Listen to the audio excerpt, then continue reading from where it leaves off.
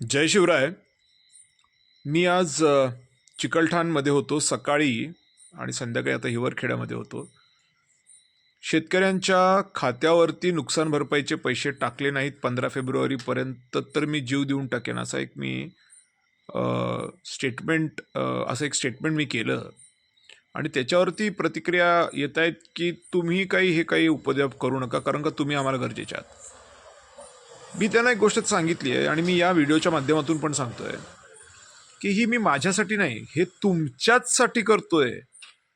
हे माझ्यासाठी नाही करत आहे. मला कितीही ठोकला तरी सुद्धा मी तुमचाच जय जयकार करतोय. का? कारण का माझं अस्तित्व आणि माझ्या वडिलांचे विचार हे मुळातच जनतेचेच विचार आहेत. बाकी आमच्या खाजगी आयुष्यात काय गोंधळ झाला असेल किंवा काय होईल याच्यापेक्षा सार्वजनिक उत्तरदायित्व आणि आमचं अस्तित्व हे मुळात लोकांचं अस्तित्व आहे. आणि म्हणून लोकांना त्रास होणार असेल तर तो त्रास बिलकुलच सहन केला जाणार नाही. लोकांनी भरभरून मतदान केलेलं आहे.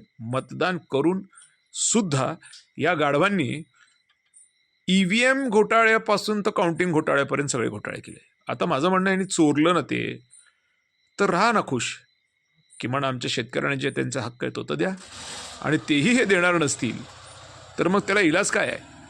फक्त मला एक शब्द तुमच्याकडनं सगळ्यांकडनं पाहिजे, कन्नड सोयगाव मतदारसंघातल्या लोकांकडनं, की ज्या वेळेला हे होईल त्यावेळेला भोकरदनचं घर तुम्ही जाळायचं.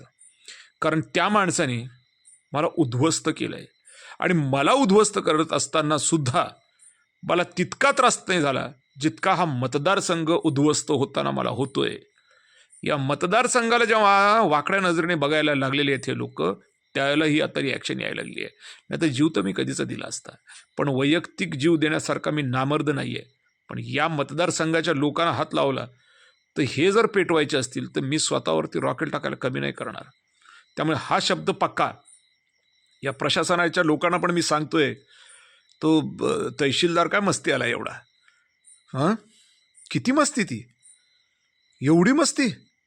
अरे एक IAS IPS ऑफिसर सुद्धा असं बोलत नाही तुम्ही बोलताय. सटकावलाय त्या दिवशी, नाही असं नाही. पण ज्यांच्या भरोशावर हे सगळं चाललंय, जे भुंकणं चाललंय, हे भुंकणं ना या मातीतला माणूस जेव्हा पेटून उठेल ना तेव्हा कळेल की किती भुंकता येतं. म्हणून तोंड दाबून मारतील. त्यामुळे यांना सगळ्यांना सांगतो, पैसे सोडा. आणि नाही पैसे सोडले मग बघू काय होतं ते. धन्यवाद.